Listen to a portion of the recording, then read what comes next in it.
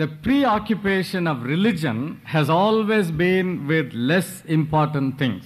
మరి మత సంబంధమైన అనేకమైన పనులు కలిగి ఉండే దాంట్లో వాటి యొక్క ప్రాముఖ్యతను చాలా తక్కువైన రీతిలో చూస్తూ ఉంటున్నాము. Religion has been preoccupied with ceremonies, rituals. మరి మతము అనేది అనేక సంబంధమైన ఆచారాలతో నింపబడి ఉన్నది. This was so in the Old Testament times. అదే విధంగా పాత నిబంధన కాలంలో ఇదే రీతిగా మనకి కనిపిస్తున్నది. They performed these ceremonies so they could have good harvest. మరి మంచి కోత కలిగి ఉండే నిమిత్తమై వారు కొన్ని ఆచారాలని అవలంబిస్తూ వస్తూ ఉన్నారు. So material prosperity was made the goal of religion. మరి మత సంబంధమైన గురి దేని మీద ఆధారపడిందంటే భూలోక సంబంధమైన అభివృద్ధి కొరకే వారు చేస్తూ వచ్చారు. And the way to attain that was ceremonies and through ceremonies and rituals. మరి అనేకమైన మత సంబంధమైన కార్యక్రమాలు పండుగలు చేయటం ద్వారా వాటిని సంపాదించాలని వారు ఆశిస్తూ వచ్చారు. This was so in the religions that were in Canaan. మరి కానాన్లో ఉన్న ఆ మతాల్లో అవి మనకి కనిపిస్తూ వచ్చాయి. And the people of Israel also took those ideas. మరి ఆ యొక్క తలంపుల్ని ఇశ్రాయేలు జనాంగం కూడా తీసుకున్నారు. Then another preoccupation of religion has been with miracles, signs and wonders. మరి మతములో ఇంకొక ప్రాముఖ్యమైన సంగతి ఏమి ఆక్రమించుకుందంటే మరి సూచనలు అద్భుత కార్యాలనేది. And again prosperity, material prosperity is the goal. మరి అదే సందర్భంలో మళ్ళీ భూలోక సంబంధమైన విషయాల్లో అభివృద్ధిని సంపాదించాలనేదే గురిగా ఉన్నారు వాళ్ళు. This trend you don't find just today, it has always been so. ఈ యొక్క సంగతి ఈ దినాల్లో కాదే మనం చూడటం, పాత దినాల్లో కూడా వీటిని మనం గమనిస్తూ వస్తున్నాం. But in the midst of this, biblical revelation is different. మరి వీటన్నిటి మధ్యలో కూడా లేఖన సంబంధమైన ప్రత్యక్షతలు ప్రత్యేకమైన రీతిలో ఉంటున్నవి. The emphasis is not on rituals and ceremonies. మరి పండుగలు మరి ఆచారాల మీద ప్రాముఖ్యత కానే కాదు గాని, and not on signs and wonders. లేదా అద్భుతాలు సూచన క్రియల మీద కానే కాదు, but in transformation to Christ likeness. క్రీస్తును పోలికలోకి మార్చబడే దాని మీద ఆధారపడి ఉంది.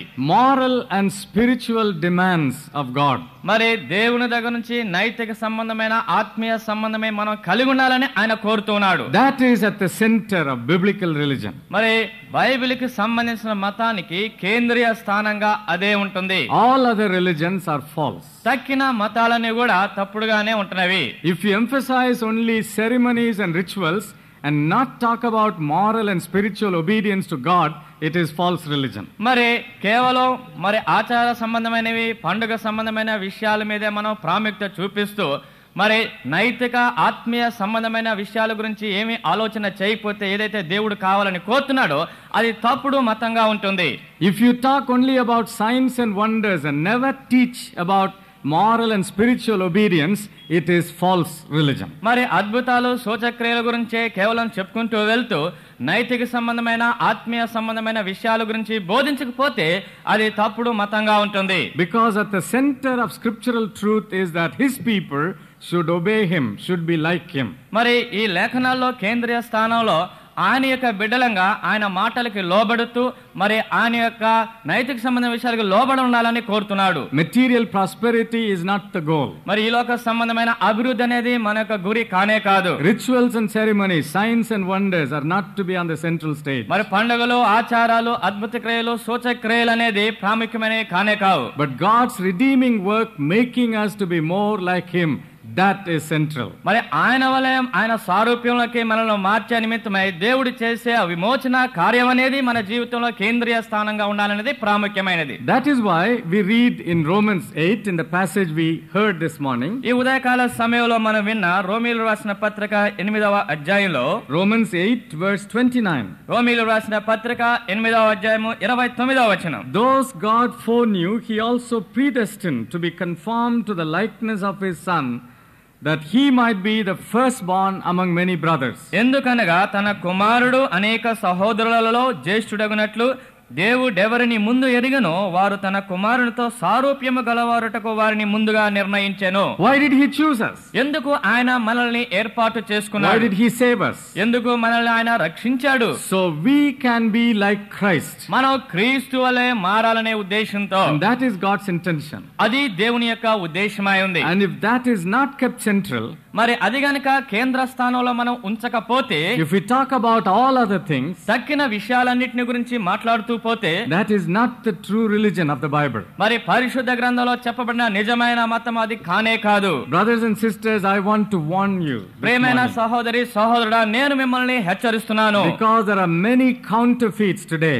మరి ఈ దినాల్లో అనేకమైన బోధనలు మన మధ్యకి వస్తున్నవి. Either in terms of rituals and ceremonies. మరి ఇవి ఆచారాలు పండుగల సందర్భాల్లో Making even baptism the most important thing. మరి బాప్తిసం అనేది కూడా చాలా ప్రాముఖ్యమైన సంగతిగా వాళ్ళు చూస్తూ ఉన్నారు. Or the emphasis on signs and wonders. లేకపోతే సూచక క్రియలు అద్భుత క్రియల మీద వాళ్ళు ఎక్కువగా ప్రాముఖ్యత అనేది ఇస్తూ ఉన్నారు. On health and wealth. లేకపోతే ఆరోగ్యము ఐశ్వర్యము.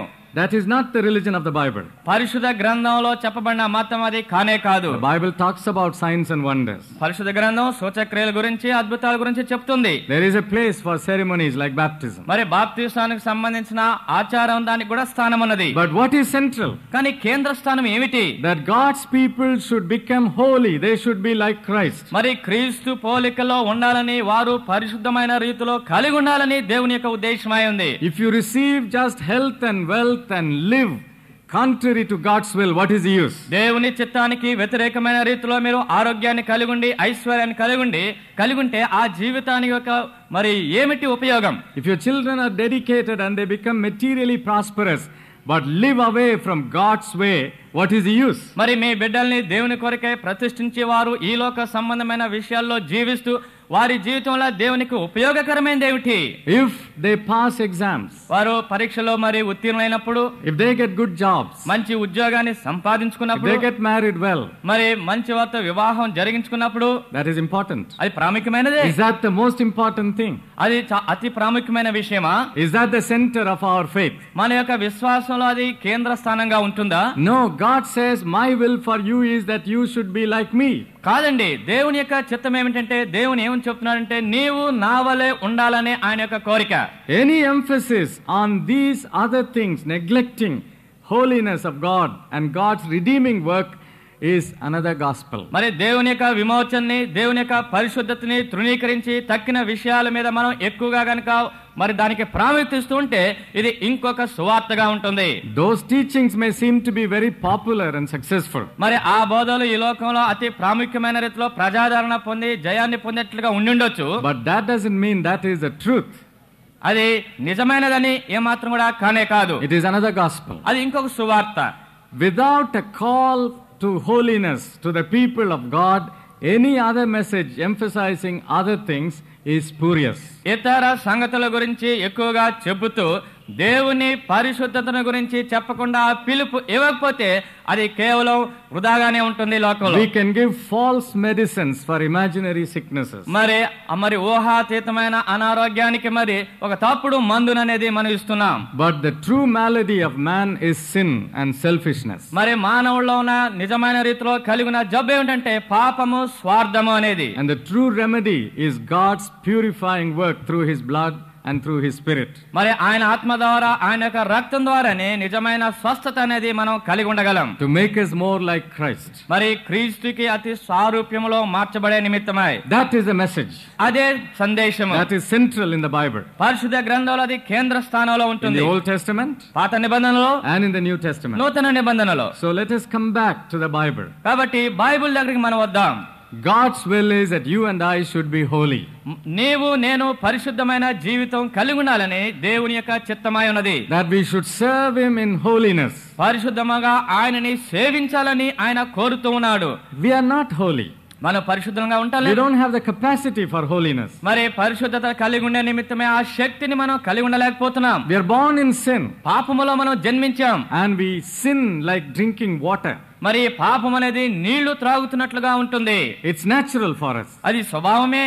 So in such a situation, the help has to come from outside. అటువంటి పరిస్థితుల్లో బయట నుంచి మనకి సహాయం కావాలా? God provided holiness on the cross. మరి కలువరి శిలువలో ఆ పరిశుద్ధతని దేవుడు మనకి అనుగ్రహించున్నాడు. The consequences of our sin were taken on the cross. మరి మన పాపం యొక్క ఫలితము శిలువ మీద ఆయన తీసుకున్నాడు. The power of our sin was broken on the cross. మరి పాపం యొక్క శక్తి ఆ కలువరి శిలువ శిలువ మీద విరగగొట్టబడింది. Our sins were nailed to the cross. మన పాపాలు శిలువకి మేకులతో కొట్టబడినది. Our sin in singular, our sinful nature was also nailed to the cross. అదే విధంగా మరి ఏకత్వంలో మన పాపపు స్వభావం కూడా ఆ కలువరి శిలువ మీద మరి మేకులతో కొట్టబడినది. And then God sent His Holy Spirit. ఆ తర్వాత పరిశుద్ధ ఆత్మని మనకి అనుగ్రహించున్నాడు, పంపించున్నాడు. Not only for power but also for purity. అది కేవలం శక్తి కొరకే మాత్రమే కాదు, పవిత్రత కొరకే కూడా.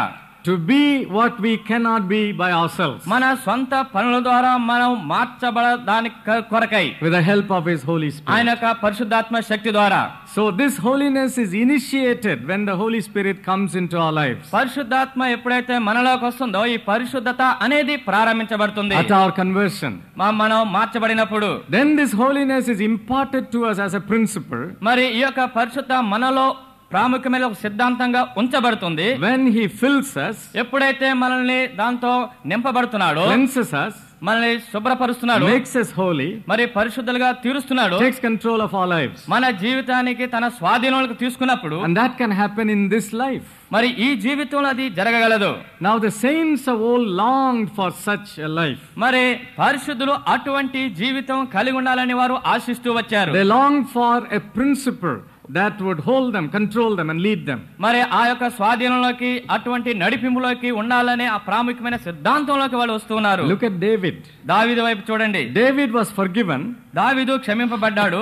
And he received the joy of forgiveness. మరి క్షమాపణ అనే సంతోషాన్ని ఆయన పొందగలిగాడు. He writes about it in Psalm 32. 32వ కీర్తనలో ఆయన రాస్తున్నాడు. He speaks about the blessedness of forgiveness. మరి క్షమాపణలో పొందిన ధన్యతను గురించి ఆయన మాట్లాడుతున్నాడు. But in Psalm 51, కానీ 51వ కీర్తనలో his concern was different. ఆయన యొక్క బాధ్యత మరి ఆలోచన ఇంకో రకంగా ఉంది. Now his longing was for holiness. ఇప్పుడు పరిశుద్ధతను గురించి ఆయన ఆశిస్తూ ఉన్నాడు. In Psalm 32 it was forgiveness. 32వ కీర్తనలో క్షమాపణ. In Psalm 51 it was holiness. 51వ కీర్తనలో పరిశుద్ధమైన జీవితం. In Psalm 32 he was speaking about his sins. మరి 32వ కీర్తనలో ఆయన తన పాపాల గురించి మాట్లాడుతూ ఉన్నాడు. In Psalm 51 he was speaking about his sin, being born in sin. మరి 52వ దాంట్లో పాపములో జన్మించిన దాని గురించి ఆయన మాట్లాడుతూ వచ్చాడు. Please look at Psalm 51. దయచేసి 51వ కీర్తన చూడండి. And see what he says in verse 5. 5వ వచనంలో ఆయన ఏం చెప్తున్నాడో చూడండి. I have been a sinner from birth, sinful from the time my mother conceived me. నేను పాపములో పుట్టినవాడను, పాపములోనే నా తల్లి నన్ను గర్భమున ధరించెను. So he is speaking here about his inward sinfulness which was holding him in bondage. మరి బంధింపబడిన పాపంలో, అంతరంగంలో ఉన్న పాపంలో బంధింపబడిన దాని గురించి ఆయన మాట్లాడుతున్నాడు. He realized why he failed. ఎందుకు ఆయన తప్పిపోయాడు అనేది కూడా గుర్తెరగగలిగాడు. A man who had been so close to God, దేవునికి అతి సమీపంగా ఉన్న ఒక వ్యక్తి, how could he do such things? అటువంటి పనులు ఏ విధంగా ఆయన చేయగలడు? He found out the reason. దాని యొక్క కారణాన్ని ఆయన కనుక్కున్నాడు. He said it is within me. అది నాలో ఉన్నది అని చెప్తున్నాడు. And that is why I failed. అందువల్ల నేను తప్పిపోయాను. So now he says I want victory over this inward sin. ఇప్పుడు ఆయన ఏం చెప్తున్నాడంటే నా అంతరంగములో ఉన్న పాపం మీద నాకు జయము కలిగి ఉండాలా. So look at his prayer in verse 6. 6వ వచనంలో ఆయన ప్రార్థన చూడండి. You desire truth in the inner parts, you teach me wisdom in the inmost place. నీవు అంతరంగములో సత్యము కోరుచున్నావు, ఆంతర్యమున నాకు జ్ఞానము తెలియచేయుదువు.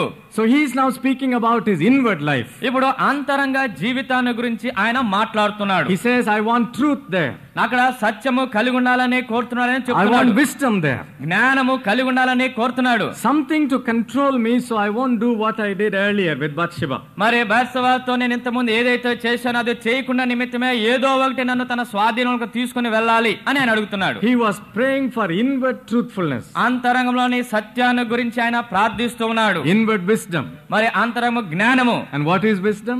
జ్ఞానం అంటే ఏమిటి? It is a fear of God. దేవుని యందు భయము. It is obedience to God. దేవునికి లోబడుట. So he was saying inwardly, I want that fear of God and that obedience to God. అంతరంగములో దేవుని యొక్క భయము, దేవునికి లోబడి ఉండే స్వభావం నేను కలిగి ఉండాలా. If I don't have that, I may go back again. ఒకవేళ నేను అది కలిగి ఉండకపోతే బహుశా నేను తిరిగి వెళ్ళిపోతానేమో. Now many of us backslide constantly. అనేక సందర్భంలో మనం పడిపోతూ ఉంటాము పదే పదే. And it has become a habit. ఇది ఒక అలవాటుగా అయిపోతుంది. And we come back to the Lord and He forgives forgives us. ప్రభు దగ్గరికి వస్తున్నాం, ప్రభు మనల్ని క్షమిస్తున్నాడు. He will always forgive. ఆయన ఎప్పుడు క్షమిస్తానే ఉంటాడు. We should not stay away from him or go away from him. ఆయన దగ్గర నుంచి దూరంగా మనం వెళ్ళకూడదు, పరిగెత్తకూడదు. But we should not be satisfied with that. దాంతోనే మనం ఏమాత్రం కూడా తృప్తి పరచబడకూడదు. Like David, we should say, Lord, I know the problem, it's within me. దావీదు చెప్పినట్టుగా, ప్రభువా నాకు సమస్య నాకు తెలుసు, అది నాలో ఉన్నది. That's why I backslide. అందువల్ల నేను పడిపోతున్నాను. So I want within me something that would control me and keep me from going back. కాబట్టి అంతరంగంలో నేను పడిపోకుండా ఉండే నిమిత్తమే ఏదో ఒక నీ స్వాధీనంలోకి తీసుకుని వచ్చే పరిస్థితి ఉండాలని చెప్తున్నాడు. An inward holiness which will cause me to stay away from sin. మరి అంతరంగంలో ఉన్న పరిశుద్ధత పాపము చేయకుండా నన్ను దూరంగా తీసుకొస్తుంది. And that was David's longing. అదే దావీదు యొక్క కోరిక అయి ఉన్నది. And let us look at Paul. పౌలు వైపు చూద్దాం. And look at Paul's longing. పౌలు ఏమి కోరికను కలిగి ఉన్నాడో చూద్దాం. Yesterday I already pointed out to you the battle for holiness in the life of Paul. పౌలు యొక్క జీవితంలో పరిశుద్ధమైన జీవితం కలిగి ఉండే సందర్భంలో కలిగిన పోరాటాన్ని గురించి నిన్న చూచాం మనం. There are two laws in his life. ఆయన యొక్క జీవితంలో రెండు నియమాలని కలిగి ఉంటున్నాడు. One is sin. ఒకటి పాపము. The other is his spiritual nature. ఆత్మీయ సంబంధమైన స్వభావము. So there is a struggle. అక్కడ ఒక పోరాటం అనేది కనబడుతుంది. And then look at Romans 7:24. రోమీయులకు రాసిన పత్రిక 7వ అధ్యాయము 24వ వచనం. What a wretched man I am, who will rescue me from this body of death? అయ్యో నేనెంత దౌర్భాగ్యుడను, ఇట్టి మరణముకు లోనగు శరీరము నుండి నన్నెవడు విడిపించును. What is he saying there? ఇక్కడ ఆయన ఏం చెప్తున్నాడు? To me is attached this sinful nature. నాకు ఈ పాప స్వభావం అనేది అంటుకొని ఉన్నది. I have life. నాకు జీవం అనేది ఉంది. I also have this body of death. మరి మరణంతో ఉన్న ఈ శరీరం కూడా ఉన్నది. I have the Holy Spirit. పరిశుద్ధాత్మ కలిగి ఉన్నాను. I also have this sinful nature. పాప స్వభావాన్ని కలిగి ఉంటున్నాను. But I don't want this division within me. నాలో ఈ యొక్క భేదం అనేది ఏమాత్రం కూడా ఉండకూడదు. There are two centers in my life. నా జీవితంలో రెండు కేంద్ర స్థానాలను కలిగి ఉన్నాను. If you take a sheet of paper, ఒక కాగితాన్ని మనం తీసుకొని, and under the paper you place a magnet, a horseshoe magnet. మరి ఆ పేపర్ కింద గనక గుర్రపు మరి డెక్క ఆకారంలో ఉన్న నాడా మరి ఆ అయస్కాంతాన్ని పెడితే, and put some iron filings on top of the paper, ఆ యొక్క కాగితం మీద కొన్ని ఇనప ముక్కలు కనుక వేస్తే what will happen? ఏం జరుగుతుంది? The iron filings will move. మరి ఈ యొక్క ఇనప చిన్న చిన్న ముక్కలు కదలాడుతూ ఉంటాయి. And they will form two piles. మరి రెండు భాగాలుగా, రెండు గుంపులుగా తయారవుతున్నవి. They would gather around the two poles of the magnet, the horseshoe magnet. మరి ఈ యొక్క గుర్రపు నాడ యొక్క ఆకారంలో ఉన్న ఈ అయస్కాంతం యొక్క ధ్రువాల దగ్గర ఇవి సమీకరించబడుతున్నవి. There are two poles. అక్కడ రెండు ధ్రువాలు ఉన్నవి. Two centers. రెండు కేంద్ర స్థానాలు. And these iron filings gather around them. ఈ చిన్న ఇనప ముక్కలు వాటి చుట్టూ చేరుతున్నవి. Now that's a picture of our life. మన జీవితం యొక్క పటము కూడా అదే విధంగా ఉంది. After we are born again, మనం తిరిగి జన్మించిన తర్వాత there are two poles. రెండు ధ్రువాలు ఉంటున్నవి. One is the sinful nature. ఒకటి పాప స్వభావము. David talked about it. దావీదు దాని గురించి మాట్లాడాడు. Paul speaks about it. పౌలు దాని గురించి మాట్లాడుతున్నాడు. The other is the spiritual nature. రెండోది ఆత్మీయ స్వభావము. Because the Holy Spirit lives in us. ఎందుకంటే పరిశుద్ధాత్ముడు మనలో జీవిస్తున్నాడు కాబట్టి. So some of our decisions and our desires are around one center. కొన్ని మన తీర్మానాలు, కొన్ని మన ఆశలు ఒక ధ్రువం చుట్టూ చేరుతున్నాయి. If they are around the spiritual nature, they are very spiritual. మరి ఆత్మీయ సంబంధమైన విషయాలు చుట్టూగానే చేర్చేది ఆత్మీయంగానే ఉంటున్నవి. Some other decisions and desires are around the sinful nature. కొన్ని తీర్మానాలు, కొన్ని నిశ్చయాలు మరి పాప స్వభావం చుట్టూ చేరుతున్నవి. So we have two faces. ఇప్పుడు రెండు ముఖాలు మనం కలిగి ఉంటున్నాం. Two persons. రెండు వ్యక్తులు. Two centers. రెండు కేంద్ర స్థానాలు. How can we live like that? ఆ విధంగా మనం ఏ విధంగా జీవించగలం? That is not natural. అది స్వభావ సిద్ధం కాదు. God has given us only one face. దేవుడు కేవలం ఒకే ముఖాన్ని మనకి ఇచ్చాడు. And God has given us one personality to live with. మరి ఒక వ్యక్తిత్వం కలిగి జీవించటమే దేవుడు మనల్ని తయారు So చేశాడు. it is not natural to live with two centers. మరి రెండు కేంద్ర స్థానాలు కలిగి ఉండి నివసించటం అనేది స్వభావ సిద్ధం కానే కాదు. It is God's will that there should be only one center. ఒక కేంద్ర స్థానం కలిగి ఉండాలనేదే దేవుని యొక్క చిత్తమై ఉన్నది. If we have two centers, ఒకవేళ రెండు కేంద్ర స్థానాలు మీరు we కలిగి ఉంటే are always divided. We have conflict. మరి ఎల్లప్పుడు కూడా పోరాటం కలిగి మనం భేదాభిప్రాయాలు కలిగి ఉంటున్నాం. We suffer guilt. ఒకసారి తప్పుని మనం నేరాన్ని కలిగి ఉంటున్నాం. We have no freedom and power to serve the Lord. దేవుణ్ణి ప్రభువుని సేవించడానికి స్వాతంత్రమును శక్తిని ఏమాత్రం కూడా కలిగి ఉండటం లేదు. We are always pulled down. ఎప్పుడు కూడా మనం కిందకి లాగబడుతున్నాం. Have you seen people like that? అటువంటి ప్రజలు మీరు ఎప్పుడైనా చూచారా? They are believers, విశ్వాసులే, serving the Lord, ప్రభువుని సేవించే వాళ్ళే, but not at their best. వారు ఎంతవరకు చేయవాలో అంతవరకు చేయలేకపోతున్నారు. Because they are always pulled down by this other center which is against God. దేవునికి వ్యతిరేకమైన రీతిలో ఉన్న తక్కిన కేంద్ర ద్వారా వారు ఆకర్షించబడి కిందకు లాగబడుతున్నారు. So what does Paul say? ఇక్కడ పౌలు ఏం చెప్తున్నాడు? Look at verse 25. 25వ వచనం చూడండి. Romans 7:25. రోమా రాసిన పత్రిక 7వ అధ్యాయం 25వ వచనం. Thanks be to God through Jesus Christ our Lord. మన ప్రభువైన యేసుక్రీస్తు ద్వారా దేవునికి కృతజ్ఞతాస్తుతులు చెల్లించుచున్నాను. And then chapter 8 verses 1 and 2. 8వ అధ్యాయము మొదటి 2 వచనాలు. Therefore there is now no condemnation for those who are in Christ Jesus, because through Christ Jesus the law of the Spirit of life set me free from the law of sin and death. కాబట్టి ఇప్పుడు క్రీస్తు యేసునందున్న వారికి ఏ శిక్షా విధి లేదు. క్రీస్తు యేసునందు జీవమునిచ్చు ఆత్మ యొక్క నియమము పాప మరణముల నియమము నుండి నన్ను విడిపించెను. He talks about freedom. ఇక్కడ విడుదల గురించి ఆయన మాట్లాడుతున్నాడు. He doesn't talk about a temporary adjustment. ఏదో తాత్కాలికమైన సరి చేసుకునే పరిస్థితిని గురించి ఆయన మాట్లాడటం లేదు. We cannot say we'll always have these two centers. We have to struggle along. మరి మనం ఎప్పుడు కూడా ఈ రెండు కేంద్ర స్థానాలు కలిగి ఉండి పోరాటం కలిగి ఉండాలని మనం ఎప్పుడు చెప్పలేం. Because of that we have so much self-centeredness excused among us. మనలో ఎక్కువగా స్వార్థపరమైన కేంద్ర స్థానం కలిగి ఉండేది ఒక సాకుగా మనం చెప్తూ క్షమాపణ పొందడానికి ప్రయత్నం చేస్తాం. So much jealousy, so much hatred excused among us. మరి ద్వేషభావము అసూయ భావము మనలో ఆ క్షమాపణ అనేది. If only we would realize that having two centers is not natural, it is not according to God, then we would seek deliverance. మరి మనలో కలిగి ఉన్న రెండు స్వభావాలు ఉండటం ద్వారా ఇది స్వభావ సిద్ధం కాదనిది దేవుని చిత్త ప్రకారం కాదని మనం ఎప్పుడైతే గుర్తెరిగితామో అప్పుడు విడుదల అనేది మనం కలిగి ఉండడానికి ప్రయత్నం చేస్తాం. So what is the answer? దానికి జవాబు ఏమిటి? Paul says the law of the Spirit sets me free from the law of sin. పౌలు ఇక్కడ ఏం చెప్తున్నాడంటే ఆత్మ సంబంధమైన నియమము పాప సంబంధమైన నియమము నన్ను నుండి విడుదల కలుగు చేస్తుంది అని. So there is only one center. కాబట్టి ఒకే ఒక కేంద్ర స్థానాన్ని కలిగి ఉంటున్నాం. One law. ఒకే నియమము. What is that law? The law of the Spirit. ఆ నియమం ఏంటంటే ఆత్మ సంబంధమైన నియమము. He is in control. ఆయన తన స్వాధీనంలోకి తీసుకుంటున్నాడు. My whole life is yielded to him, so he integrates, unifies, and there is only one center. నా సమస్త జీవితాన్ని సంపూర్ణ జీవితమును ఆయనకి సమర్పించి ఆయన స్వాధీనంలో ఉంచినప్పుడు ఆయన తన స్వాధీనంలో నన్ను నడిపిస్తుంటాడు. The power of the sinful nature is broken. మరి పాప సంబంధమైన శక్తి అనేది పగలగొట్టబడుతుంది. And the Holy Spirit controls. పరిశుద్ధాత్ముడే మనల్ని తన స్వాధీనంలోకి తీసుకుంటున్నాడు. That is holiness imparted.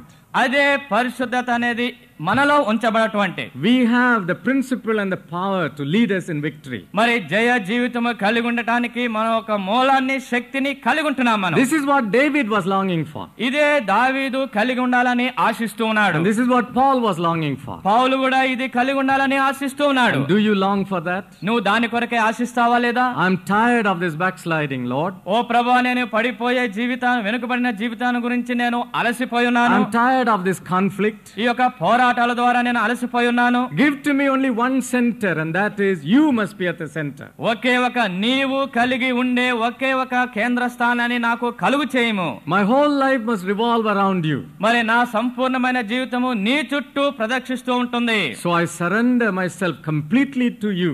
నీకు సంపూర్ణమైన రీతిలో నన్ను నేను అప్పగించుకొనుచున్నాను. What does the Holy Spirit do? అప్పుడు పరిశుద్ధాత్మ ఏం చేస్తున్నాడు? The scripture uses different words. అనేకమైన పదాలు లేఖనాల్లో ఉపయోగించబడినవి. In Romans 8:13 he says the Spirit puts to death the misdeeds of the body. మరి రోమీయులకు రాసిన పత్రిక 8వ అధ్యాయం 13వ వచనంలో ఆత్మచేత శారీరక క్రియలను చంపినేడాలని. And in verse 2 of Romans 8 he says the Spirit sets us free.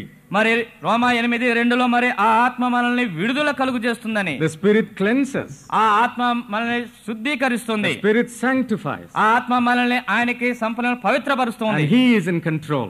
ఆయన స్వాధీనంగా ఉంటున్నాడు. And my friends, that experience is possible. మా ప్రియమైన స్నేహితుడా, అటువంటి అనుభవం అనేది కలిగి ఉండటం సాధ్యపడుతుంది. Don't just go and pray only for little failure here and little failure there. ఇక్కడ కొద్దిగా తప్పిపోయాను, అక్కడ కొద్దిగా తప్పిపోయాను అనే దాని గురించి మీరు ఏ మాత్రం కూడా ప్రార్థన చేయబాకండి. God has been speaking to us in these days. ఈ దినాల్లో దేవుడు మనతో మాట్లాడుతూ ఉన్నాడు. About relationships. మరి సంబంధాలను గురించి, about the sins of the tongue. మరి నాలుక సంబంధమైన పాపముల గురించి. And we should not go to him only for that. వాని కొరకే మనం ఆయన దగ్గరికి వెళ్ళకూడదు. We should say, Lord, these are mere symptoms.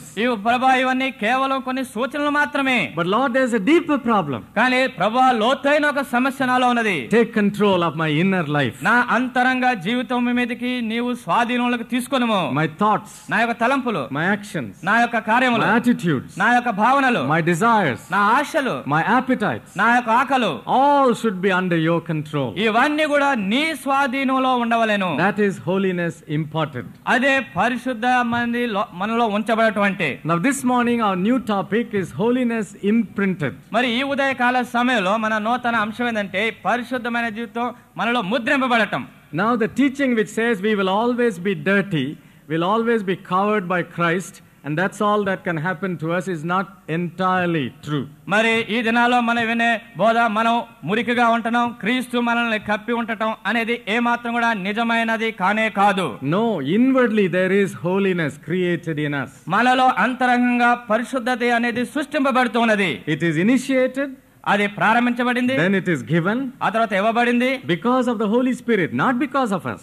మన ద్వారా కాదు, పరిశుద్ధాత్మ ద్వారా. And as long as he lives in us and controls us, ఎంత కాలం అయితే మనలో ఆయన నివసిస్తున్నాడో, మన తన స్వాధీనంలో ఉంచుకుంటున్నాడు, we have this holiness. మనం ఈ పరిశుద్ధమైన జీవితాన్ని కలిగి ఉంటున్నాం. But then that again is not the end. అక్కడే అది ముగింపబడలేదు. He goes on imprinting, impressing upon us that image of holiness. మరి ఆ యొక్క పరిశుద్ధమైన సారూప్యాన్ని పదే పదే మనలో ఉంచుతూ మన మీద ముద్రిస్తూ ఉన్నాడు. So when we come face to face with Christ, ఎప్పుడైతే క్రీస్తు దగ్గరికి ముఖాముఖిగా మనం వస్తున్నామో, we'll be like him. ఆయన వలే మనం ఉంటాం. What a joy and surprise that will be. మనం అది ఎటువంటి ఆనందము, సంతోషకరమైన సంగతి చూడండి. And now we have given ourselves totally to him. ఇప్పుడు మనం సంపూర్ణమైన రీతిలో ఆయనకి మనం అప్పగించుకున్నప్పుడు, he has given us his holiness, ఆయన పరిశుద్ధత మనకి ఇచ్చినప్పుడు, and then he goes on working in us, మనలో ఆయన పని చేస్తూ ఉంటాడు, weaving that design deeply into our very nature. మరి మన యొక్క స్వభావంలో లోతైన రీతిలోకి వెళ్ళి ఆయన అల్లుకుంటూ వెళ్తున్నాడు. So when we see him,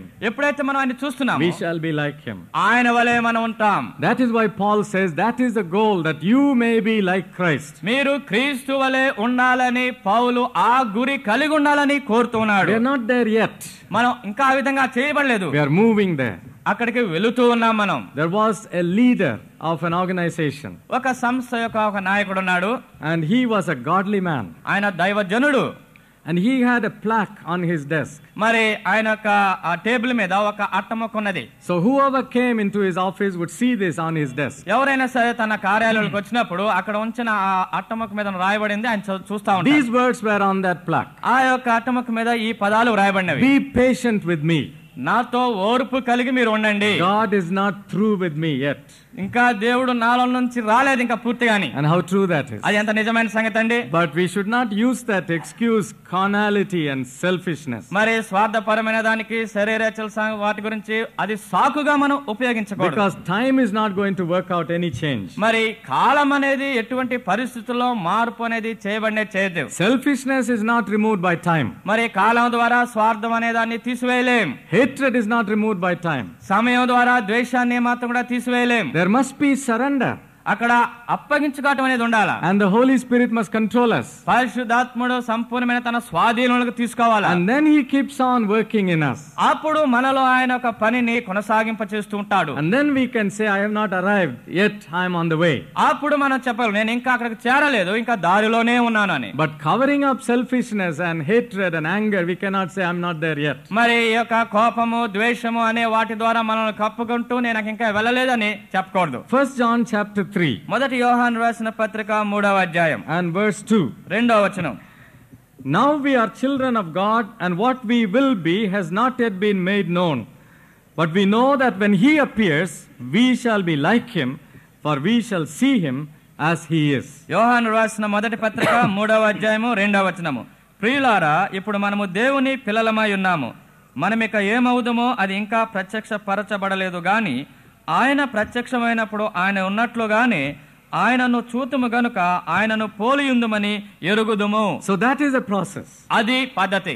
That process will be possible only if we have already been sanctified if the Holy Spirit completely takes control of us. మరి మన సంపూర్ణమైన జీవితాన్ని పరిశుద్ధాత్మ తన సొంత స్వాధీనంలో తీసుకొని పవిత్రపరిచినప్పుడే అది సాధ్యపడుతుంది. How does this transformation to Christ likeness take place? మరి క్రీస్తు సారూప్యంలోకి మార్చబడే ఆ రూపాంతరం ఏ విధంగా జరుగుతుంది? Please look at Romans 8 verse 28 again. మరి ఒకసారి రోమీయులకు రాసిన పత్రిక 8వ అధ్యాయం 28వ వచనం చూడండి. We know that in all things God works for the good of those who love him, who've been called according to his purpose.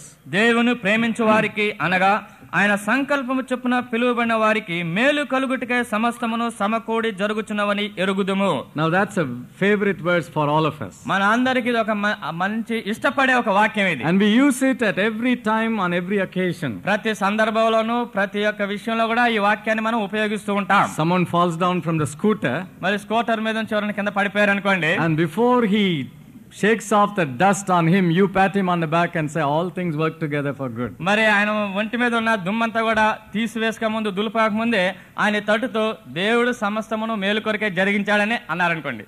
And he thinks what good is there in falling down from a scooter. అప్పుడు ఆయన ఏమనుకుంటాడంటే scooter నుంచి కింద పడినప్పుడు దీంట్లో జరిగే మేలు ఏమిటని అనుకోవచ్చు. We use this text in a very shallow way. చాలా సంకుచితమైన భావాల్లో మనం ఈ వాక్య భాగాన్ని ఉపయోగిస్తూ వస్తుంటాం. This is not meant merely to cheer us, to comfort us in every situation. ప్రతి ఒక్క పరిస్థితిలో మనల్ని ఆదరించే నిమిత్తమై మనల్ని పురికొల్పే నిమిత్తమై ఈ వాక్యాన్ని ఉపయోగించడానికి కాదు. It must comfort us in a deeper way. లోతైన రీతిలో లోతైన భావంగా ఇది మనకి ఆదరణలాగా ఉండాలి. It's not like saying to a child, don't cry, everything will be all right. మరి ఏడవబాకు అన్ని సమకూర్చబడతాయని బిడ్డతో చెప్పడం కాదు. God doesn't say that. దేవుడు ఆ విధంగా చెప్పలేదు. There's a deeper meaning. ఇక్కడ లోతైన భావం అనేది ఉంది. It says God works for good.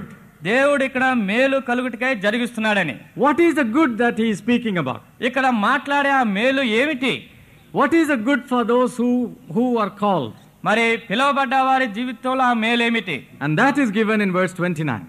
29వ వచనంలో అది చెప్పబడింది. We are called to be like Christ. మరి క్రీస్తు వలె ఉండాలని దేవుడు మనల్ని పిలిచాడు. Always read Romans 8:28 with 8:29. Don't read it separately. ప్రతిసారి కూడా రోమీయులకు రాసిన పత్రిక 8వ అధ్యాయము 28వ వచనంతో పాటు 29వ వచనాన్ని కూడా మీరు చదవండి.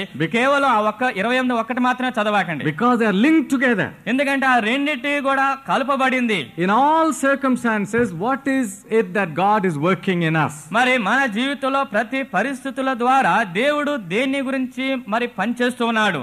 Making us like Christ. క్రీస్తు సారూప్యంలో మార్చబడే నిమిత్తమై. That is the meaning. అదే దాని యొక్క అర్థం. God is not saying don't worry, don't cry, everything will work out. దేవుడు ఎప్పుడు కూడా నువ్వు ఏం ఆందోళన పడబాకు, ఏమి ఏడవబాకు, సమస్తం కూడా సరిగ్గానే జరుగుతాయి అని ఆయన చెప్పడం లేదు. Everything may not work out, but God's plan will work out to make you like Christ. క్రీస్తు సారూప్యంలోకి మార్చబడడానికి దేవుని యొక్క ఉద్దేశము పనిచేయగలుగుతుంది కానీ మన సొంత పనులు కానే కాదు. Now just think of it for a moment. కొంత సమయం దీని గురించి ఆలోచన చేయండి. There is nothing that happens in your life. నీ జీవితంలో ఏమీ కూడా జరగలేదని అనుకోండి. Unpleasant things. మరి ఎదురు కాని పరిస్థితులు, సంతోషం లేని పరిస్థితులు, pleasant things, మరి సంతోషమైన పరిస్థితులు, sad things, విచారకరమైన సంగతులు, joyful things, సంతోషమైన పరిస్థితులు, painful things, మరి బాధాకరమైన సంగతులు, anything that happens to you, ఏదైనా సరే నీ జీవితంలో జరుగుతుంది. nothing is wasted. ఏది కూడా వృధా పరచబడలేదు. Is it not a comfort? అది ఆదరణ కాదా? If you are a child of God, నువ్వు దేవుని యొక్క బిడ్డవైతే God has already initiated his holiness in you. నీలో ఆ పరిశుద్ధమైన జీవితం కలిగి ఉండడానికి ప్రారంభించాడు. Nothing is wasted that happens to you. నీ జీవితంలో ఏది జరిగినా సరే అది వృధా పరచబడదు. It may look as though it's utterly meaningless, a waste. మరి ఇది వృధా పరచబడుతుందని, దీనికి ఏమాత్రం కూడా అర్థం లేనట్లుగా కనబడుతూ ఉంటుంది. From your standpoint you say that. మరి నీ యొక్క ప్రామాణికల మీద ఆ విధంగా చెప్తూ ఉంటావు. But from God's standpoint, కానీ దేవుని దగ్గర నుంచి he says, my child, నా కుమారుడా, I am working all this for your good, and that is to be like Christ. క్రీస్తు వలె నువ్వు మార్చబడే నిమిత్తమే, నీకు మేలు కలిగే నిమిత్తమే నేను ఇవన్నీ చేస్తున్నాను. Sickness, అనారోగ్యం అనేది is a curse. అది ఒక్కోసారి శాపంగా ఉంటుంది. The Bible never says that it is sent by God. మరి పరిశుద్ధ గ్రంథంలో ఎప్పుడు కూడా ఎక్కడ కూడా దేవుని దగ్గర నుంచి అది వచ్చిందని చెప్పబడలేదు. Sickness comes because we live in a cursed world. మరి శాపగ్రస్తమైన లోకంలో మనం నివసిస్తున్నాం కాబట్టి మనకి అనారోగ్యం అనేది వస్తుంది. In Bangalore a few weeks back many children were getting typhoid. మరి కొన్ని వారాల క్రితం బెంగళూరు పట్టణంలో అనేక మంది చిన్నపిల్లలకి టైఫాయిడ్ అనే జ్వరం వచ్చింది. And you met Mr. John Wesley here and his family. మరి సౌలు జాన్ వెస్లీ గారిని ఆయన కుటుంబాన్ని మీరు కలిసి ఉండవచ్చు. He is in our cassette ministries. మరి మా పరిచయలో ఆయన క్యాసెట్ పరిచయలో ఆయన ఉన్నాడు. His two boys got typhoid. మరి ఇద్దరు బిడ్డలు మరి బాలురికి ఆ టైఫాయిడ్ వచ్చింది. It was not an easy experience to go through. మరి అటువంటి అనుభవం గుండా పోవటం అనేది అంత సులభ సాధ్యం కానే కాదు. 2 little boys in a family out of 3 having typhoid. మరి ముగ్గురులో ఇద్దరు బిడ్డలు ఆ కుటుంబంలో టైఫాయిడ్ జ్వరాన్ని కలిగి ఉన్నారు. Why did they get it? ఎందుకు వాళ్ళకి వచ్చింది అది? Did John Wesley sin? మరి జాన్ వెస్లీ ఏమైనా పాపం చేశాడా? Or his wife Mercy sin? లేదా ఆయన భార్య మర్సీ ఏమైనా పాపం చేసిందా? Or did those boys sin? లేదా ఆ బిడ్డలు ఏమైనా పాపం చేశారా? It was going around and they got it. అక్కడ ఆ చుట్టు ప్రాంతాలు అందరికి వచ్చింది, వాళ్ళకి కూడా వచ్చింది. Now you may say, cannot God protect? ఇప్పుడు మీరు అనొచ్చు, దేవుడు మరి వారిని కాపుదల చేయకూడదా? God can protect. దేవుడు తప్పకుండా He does కాపాడతాడు. protect. ఆయన తప్పకుండా కాపాడుతున్నాడు. But not always. ఎప్పుడు ఎల్లప్పుడూ కాదు. Suppose all believers don't get typhoid, only unbelievers, Hindus, Muslims get typhoid. ఒకవేళ విశ్వాసులందరికీ టైఫాయిడ్ జ్వరం రాకుండా అవిశ్వాసులు అంటే హిందువులు కావచ్చు, ముస్లింలు కావచ్చు, అన్య జనులందరికీ కూడా టైఫాయిడ్ వచ్చిందనుకోండి. You know there is a teaching like this. అటువంటి బోధ ఒకటి జరుగుతుంది, మీకు తెలుసా? Those who teach the prosperity doctrine. మరి పురోభివృద్ధి సంబంధించిన సిద్ధాంతం గురించిన బోధ ఏమిటి? Suppose you follow that concept. మరి ఆ యొక్క భావాన్ని మీరు వెంబడించారనుకోండి, Believers will never get typhoid. మరి మీకు టైఫాయిడ్ రాదు అని నమ్మండి. And here all the others are getting typhoid and suffering. తక్కిన వాళ్ళందరికీ టైఫాయిడ్ జ్వరం వస్తుంది, శ్రమలు వస్తున్నవి. What kind of a God is he? మరి దేవుడు ఎటువంటి దేవుడు? Is he ruling this world? ఆయన ఈ లోకాన్ని పరిపాలిస్తున్నాడా? Is he just? ఆయన నీతివంతుడా? Is he righteous? ఆయన న్యాయవంతుడా? Is he not partial? మరి ఆయన పక్షపాతిగా ఉంటున్నాడు. Remember, he is a just God. జ్ఞాపకం పెట్టుకోండి, ఆయన న్యాయవంతుడైన దేవుడు. Don't let any preacher give you the impression that he is a God in your pocket. మరి మీ జేబులో ఉన్న దేవుడు అని చెప్పే బోధకులు ఎప్పుడు కూడా మీరు దగ్గరికి రానివ్వకండి. Just to protect you, to insulate you and to keep you going. మరి మిమ్మల్ని నడిపించడానికి, మిమ్మల్ని కాపాడటానికి, మిమ్మల్ని భద్రపరచవాడుగా ఉన్నాడనే దాని గురించి ఎప్పుడు మీరు తలంచబాకండి. He makes the sun to shine on the righteous and the unrighteous. మరి నీతిమంతుల మీద అనీతిమంతుల మీద కూడా సూర్యుని యొక్క ప్రకాశము ప్రకాశించేటట్లుగా ఆయన చేశాడు. He makes the rain to come on the whole world. ప్రపంచం మొత్తం మీద వర్షం కురిసేటట్లుగా ఆయన చేశాడు. That God of justice, ఆ న్యాయవంతుడైన దేవుడు may allow his children to suffer. ఆయన బిడ్డలు శ్రమ పడటానికి ఆయన ఇష్టపడుతుంటాడు, అంగీకరిస్తున్నాడు. Sometimes sickness may come through Satan. ఒక్కొక్కసారి సాతాను దగ్గర నుంచి అనారోగ్యం అనేది వస్తుంది. We read in the book of Job. యోబు గ్రంథంలో మనం చదువుతున్నాం. He brought sickness to Job. యోబుకి అనారోగ్యం తీసుకొచ్చాడు. We read in the case of Paul. పౌలు యొక్క జీవితంలో చూస్తున్నాం. He brought that physical torment, something in the body, to him. మరి పౌలు యొక్క జీవితంలోకి ఇది శారీరక సంబంధమైన బాధ అనుభవించేట్లుగా దేవుడు తీసుకొచ్చాడు. But God permitted. God was in control. సైతాన్ తీసుకొచ్చాడు. ఇప్పుడు దేవుడు దానికి అనుమతి అనేది ఇచ్చాడు. దేవుని యొక్క స్వాధీనంలోకి తీసుకున్నాడు. God knew it. దేవునికి తెలుసు. He allowed it. దాన్ని అంగీకరించాడు. He didn't send it. ఆయన పంపలేదు. He allowed it. దానికి రావటానికి అంగీకరించాడు. Sometimes sickness may come because we do wrong things. ఒక్కోసారి మనం చేసిన తప్పుడు కార్యాల ద్వారా అనారోగ్యము, జబ్బు అనేది వస్తుంది. So sickness comes through all these reasons. మరి ఈ కారణాల ద్వారా జబ్బులు అనేది వస్తున్నవి. Then you may say, then what is special about being a believer? మరి విశ్వాసిగా ఉన్నదాన్ని బట్టి ప్రత్యేకత ఏమిటని మీరు అనొచ్చు. Whatever the reason is why sickness comes, మరి అనారోగ్యం అనేది ఏ కారణం ద్వారా వచ్చినా సరే he can heal you. ఆయన నిన్ను బాగు చేయగలడు. I believe in that. దాని యందు నేను నమ్ముతున్నాను. I believe in divine healing. మరి దైవ సంబంధమైన స్వస్థత యందు నేను నమ్ముతున్నాను. Instantaneous miraculous healing. మరి తక్షణమే జరిగే అద్భుతమైన కార్యాలు, అద్భుతమైన స్వస్థత గురించి కూడా. But he does not always heal. ఆయన ఎల్లప్పుడూ కూడా స్వస్థత పరచడు. We must admit that. దాన్ని మనం అంగీకరించాలి. If healing doesn't take place, some may say because of your sin or because you don't have faith. మరి ఒకవేళ స్వస్థత కనుక జరగకపోతే కొంతమంది ఏమంటారంటే నీలో పాపం ఉంది, నీలో విశ్వాసం లేదు కాబట్టి ఇది జరగలేదు అంటున్నారు. Well, the healer may say that to you so he can escape. మరి ఈ విధంగా చెప్పి స్వస్థపరచబడేవాడు తప్పించుకోవచ్చు. That is because the correct teaching concerning suffering and sickness and healing is not understood according to the Bible. పరిశుద్ధ గ్రంథ ప్రకారము అనారోగ్యము, జబ్బు, స్వస్థత వీటన్నిటి గురించి ఖచ్చితమైన రీతిలో నా బోధని అర్థం చేసుకోలేకపోతున్నాం. God heals. దేవుడు బాగు చేస్తాడు. But he does not always heal. ఆయన కానీ ఎప్పుడు కూడా ఆయన స్వస్థపరచడు. A Pentecostal preacher ఒక పెంతెకోస్తు బోధకుడు and writer ఆ రచయిత కూడా, whom I respect very much, ఆయన చాలా ఎక్కువగా నేను గౌరవిస్తాను కూడా, Selwyn Hughes, సెల్విన్ హ్యూజ్ అనేవాడు. in England. ఇంగ్లాండ్ దేశం. I read his books. ఆయన పుస్తకాలు నేను చదువుతుంటాను. I owe a lot to him. ఎంతో ఆయనకి నేను రుణపడి ఉన్నాను. So you see, I'm not anti-Pentecostal. కాబట్టి నేను పెంతెకోస్తుకి వ్యతిరేకమైన రీతిలో ఉన్నవాడిని కానే కాదు. And what does Selwyn Hughes say? ఇక్కడ సెల్విన్ ఏం చెప్తున్నాడు చూడండి. He had a sickness, ఆయనకు ఒక అనారోగ్యాన్ని కలిగి a ఉన్నాడు. very serious sickness. చాలా తీవ్రమైన అనారోగ్యం. He prayed. ప్రార్థించాడు, Others prayed. ఇతరులు ప్రార్థించారు. God healed him. దేవుడు బాగు చేశాడు. His wife had cancer. తన భార్యకి క్యాన్సర్ జబ్బు ఉన్నది. He prayed. ఆయన ప్రార్థించాడు. Others prayed. ఇతరులు ప్రార్థించారు. God did not heal. దేవుడు బాగు చేయలేదు. So Selwyn Hughes is very balanced in his teaching. మరి సెల్విన్ హ్యూజ్ తను చెప్పే బోధల్లో సమానమైన తూకంలో ఉంటాడు, సరి తూగుతూ ఉన్నాడు. He says God does heal. దేవుడు బాగు చేస్తాడు, And God may not always heal. దేవుడు ఎప్పుడు కొన్ని సమయాల్లో బాగు చేయడు. I accept it. దాన్ని నేను అంగీకరిస్తున్నాను. Then you may ask, if he doesn't heal, what's the use of being a believer? మరి ఆయన బాగు చేయకపోతే ఇంకా విశ్వాసిగా ఉన్న దాన్ని బట్టి ప్రయోజనం ఏమిటి అని అడగొచ్చు మీరు. Listen to me. దయచేసి నన్ను వినండి. The blessing is here.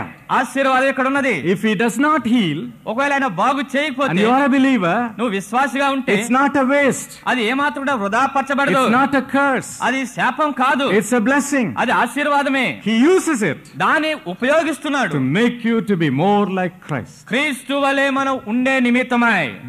Don't waste your suffering. కాబట్టి మీ శ్రమల గురించి మీరు ఏమాత్రం కూడా విచారించవాకండి. Don't waste your suffering going on saying all the time, heal me, heal me. ఎప్పుడు కూడా మీ శ్రమల్లో ఉండి అనారోగ్యంలో ఉండి నన్ను బాగు చేయని ఏమాత్రం కూడా వృధా చేయవాకండి. Running from one healing meeting to another. ఒక స్వస్థత కూడిక నుంచి ఇంకొక స్వస్థత కూడికి పరిగెత్తుతూ Pray for healing.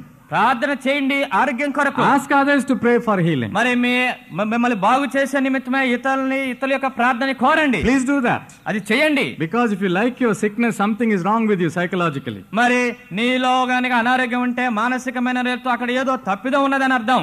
If you like your sickness, ఇప్పుడు మీరు గనుక మీ అనారోగ్యాన్ని ప్రేమిస్తూ ఉంటే then something is wrong with you. ఏదో అక్కడ తప్పు ఉంది మీ యొక్క You have మనసులో. to ask for healing. దాని బాగు చేయ నిమిత్తమే మీరు అడగాల. But once you know he is not healing, ఒకసారి ఆయన బాగు చేయలేదని మీకు తెలుసుకున్నప్పుడు, and you know in your heart God wants you to accept this, మరి దేవుడిని అంగీకరించాలని మీ హృదయంలో మీరు అనుకుంటున్నారు, మీకు తెలుసుకుంటున్నారు. don't waste your time running here and there. అక్కడికి ఇక్కడికి పరిగెత్తు మీ సమయాన్ని వృధా So చేసుకోబాకండి. now pray like this. ఇప్పుడు ఈ విధంగా ప్రార్థించండి. Earlier you said, Lord, heal me.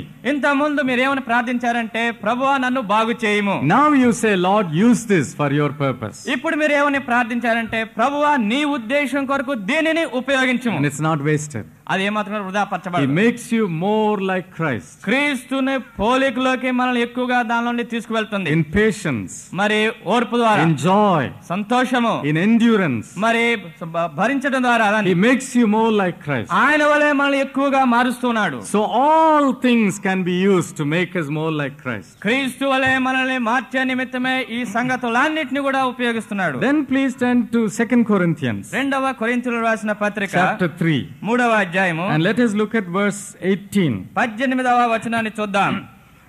We who with unveiled faces all reflect the Lord's glory are being transformed into his likeness with ever increasing glory which comes from the Lord who is the Spirit. 2వ కొరింథీయులకు రాసిన పత్రిక 3వ అధ్యాయము 18వ వచనము.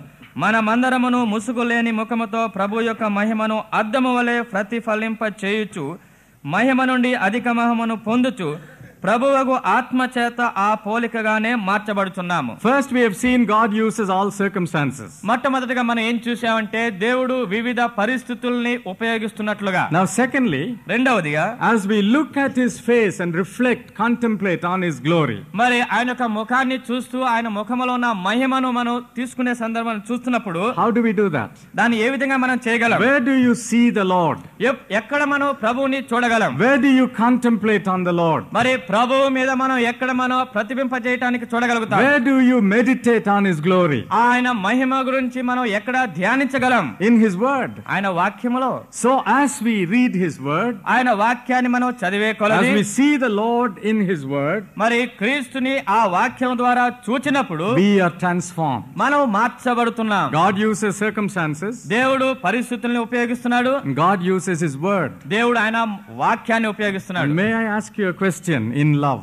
మరి ప్రేమతో మిమ్మల్ని ఒక ప్రశ్న వేయాలని కోరుతున్నాను. How much time do you spend with His Word, the Bible? పరిశుద్ధ గ్రంథముతో ఆయన వాక్యముతో మీరు ఎంత సమయాన్ని గడుపుతూ ఉన్నారు? Some of us may have to stop attending numerous meetings and study the Bible more. మరి కొంతమంది అయితే అనేకమైన కూడికలను రాకుండా ఆగిపోయి దేవుని యొక్క వాక్యాన్ని ఎక్కువగా చదివేవారు ఉన్నారు. Because attending all these meetings, you are not changed, you are not growing. మరి ఈ కూడికలన్నిటి కూడా రావటం ద్వారా మీరు మార్చబడటం లేదు, ఏమాత్రం కూడా పెంచబడటం లేదు కూడా. Study the Bible. దేవుని యొక్క వాక్యాన్ని చదవండి. See Jesus there. అక్కడ యేసుని చూడండి. Allow Him to speak to you. మరి నీతో మాట్లాడే నిమిత్తమై ఆయనకి అనుమతినివ్వండి. And as He works in your life through His Word, ఆయన వాక్యము ద్వారా నీ జీవితంలో ఆ విధంగా పని చేసేటప్పుడు not automatic.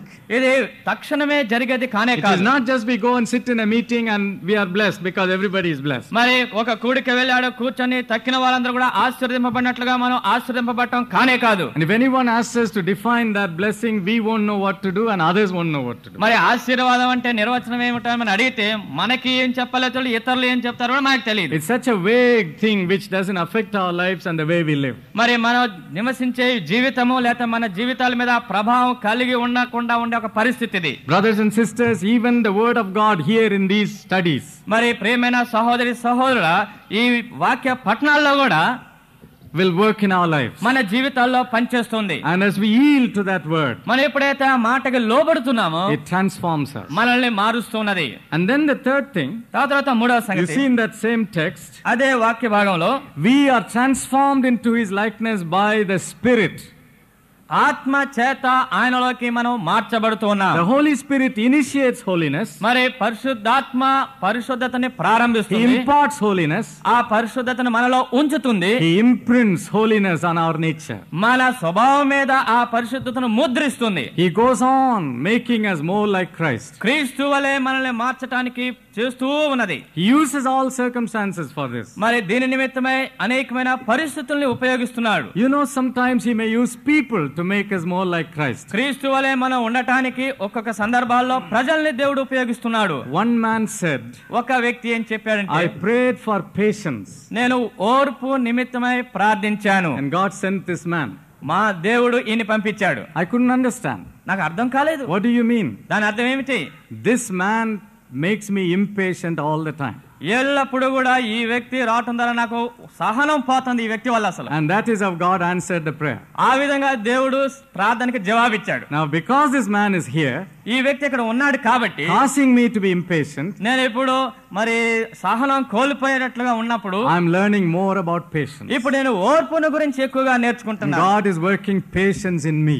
మరి ఇప్పుడు దేవుడు ఓర్పును కలిగి ఉండటానికి నాలో పనిని ప్రారంభించాడు. God might have sent that son-in-law into your family to make you more like Christ. మరి క్రీస్తు వలె ఉండే నిమిత్తమై దేవుడు బహుశా మీ అల్లుడు గారిని మీ దగ్గరికి పంపించుండవచ్చు. You wonder from where he came. Did the devil send him here? మరి ఆయన ఎక్కడి నుంచి వచ్చాడు మీరు ఆశ్చర్యపోవచ్చు. ఒకవేళ సైతాన్ పంపించిందా? The devil might have sent him, but God is using మరి ఒకవేళ సైతాన్ పంపించి ఉండొచ్చు, కానీ దేవుడు ఉపయోగిస్తున్నాడు to make you more like Christ. క్రీస్తు వలె ఎక్కువగా మార్చబడే నిమిత్తమై. Or it may be a daughter-in-law, లేకపోతే కోడలు కావచ్చు, or even a husband or a wife. లేదా భర్త లేదా భార్య.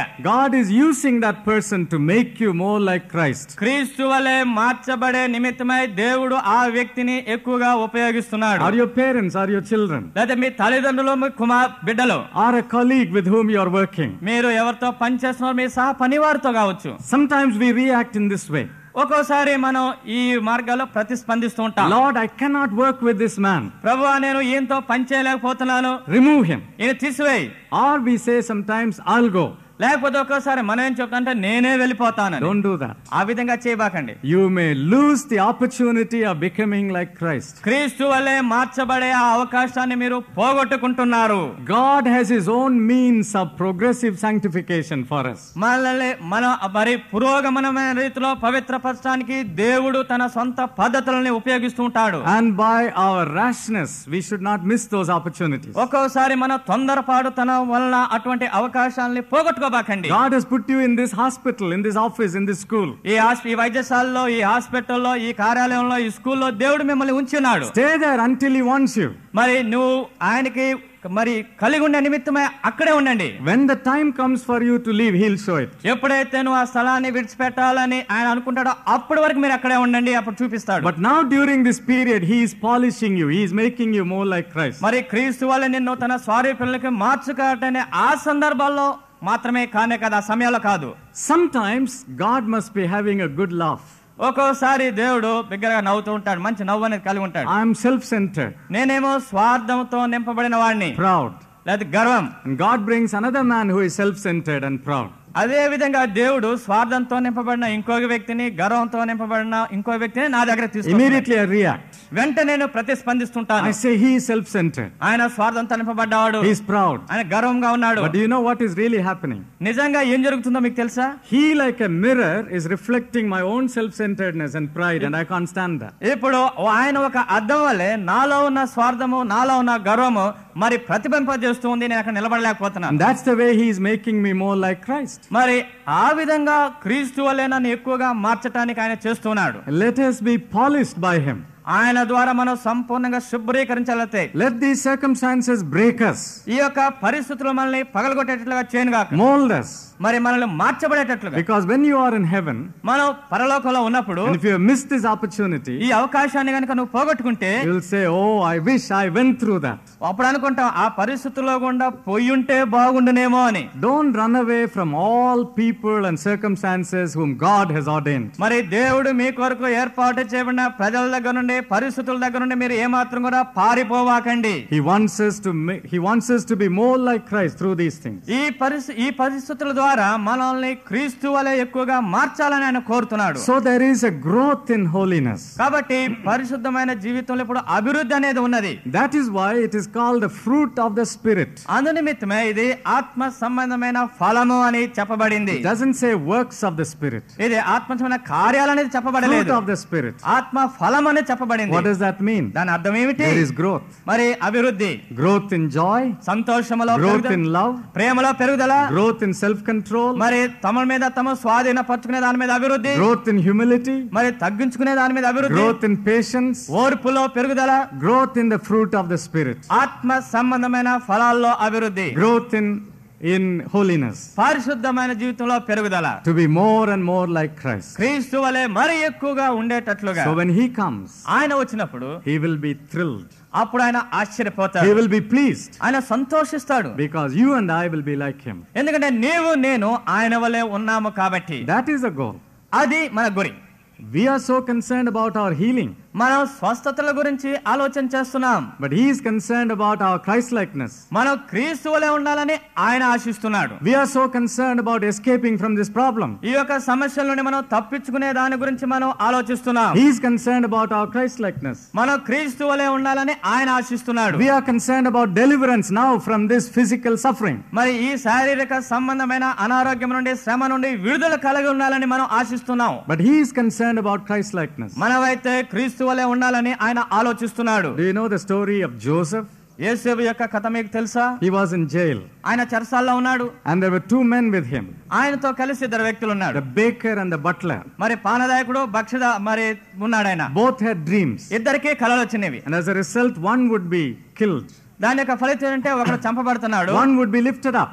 ఒకడు పైకి లేవనెత్తుతున్నాడు. So he told the butler who would be lifted up, ఎవరైతే దాన్ని భక్షకారంగా ఉంటున్నాడో అతనికి చెప్తున్నాడు, when you are exalted, నువ్వు హెచ్చింపబడినప్పుడు please think of me, నా గురించి ఆలోచించు, so I can be released from this jail. ఈ యొక్క చెరసాల నుండి నాకు విడుదల కలుగుతుంది. Joseph wanted a release from that jail. మరి యోసేపు ఆ చెరసాల నుండి విడుదల కావాలని కోరుతున్నాడు through this man. ఈ వ్యక్తి ద్వారా. But do you know what happened? ఏం జరిగిందో మీకు తెలుసా? The man completely forgot about it. ఈ వ్యక్తి దీని గురించి సంపూర్ణంగా మర్చిపోయాడు. But when God's time came, దేవుని యొక్క సమయం వచ్చినప్పుడు God brought Joseph out of the jail. యోసేపుని దేవుడు చెరసాల నుండి బయటకు తీసుకొచ్చాడు. Let God's time come. కాబట్టి దేవుని యొక్క సమయంకి రానివ్వండి. Why do you run here and there? ఎందుకు మీరు ఇక్కడికి అక్కడికి పరిగెత్తుతారు? God's time will come. దేవుని యొక్క సమయం వస్తుంది. Until then, అప్పటి వరకు let him work out Christ-likeness likeness in you. మరి నీలో క్రీస్తు సారూప్యంలోకి తీసుకురావడానికి ఆ పని కొరకే మీరు అనుమతి ఇవ్వండి. Because that is his will. అది ఆయన యొక్క చిత్తమై ఉంది. Shall we open our hearts and lives to him? మరి ఆయనకి మన హృదయాన్ని మన జీవితాన్ని తెరుద్దామా? If you are disappointed, నిరుత్సాహపడిపోయి ఉంటే, worried, మరి ఆందోళనలో ఉంటే, why this deliverance hasn't come? ఎందుకు నాకు ఇంకా విడుదల రాలేదు? Why this healing hasn't come? ఈ యొక్క స్వస్థత ఇంకా నాకు జరగలేదు? Why this answer to prayer hasn't come? ఈ ప్రార్థనకి ఇంకా జవాబు నాకు ఎందుకు రాలేదు? He has not abandoned you. మరి ఆయనని ఏమాత్రం కూడా విడిచిపెట్టలేదు. He loves you. ఆయనని ప్రేమిస్తున్నాడు. He is working out his purpose in you. నీలో ఆయన ఉద్దేశము కలిగి ఉండాలని పని చేస్తున్నాడు. Surrender to him. ఆయనకు నువ్వు సంపూర్ణంగా అప్పగించుకో. Submit to his purpose. ఆయన యొక్క ఉద్దేశానికి సంపూర్ణంగా సమర్పించుకో. Let us pray. ప్రార్థించుకుందాం.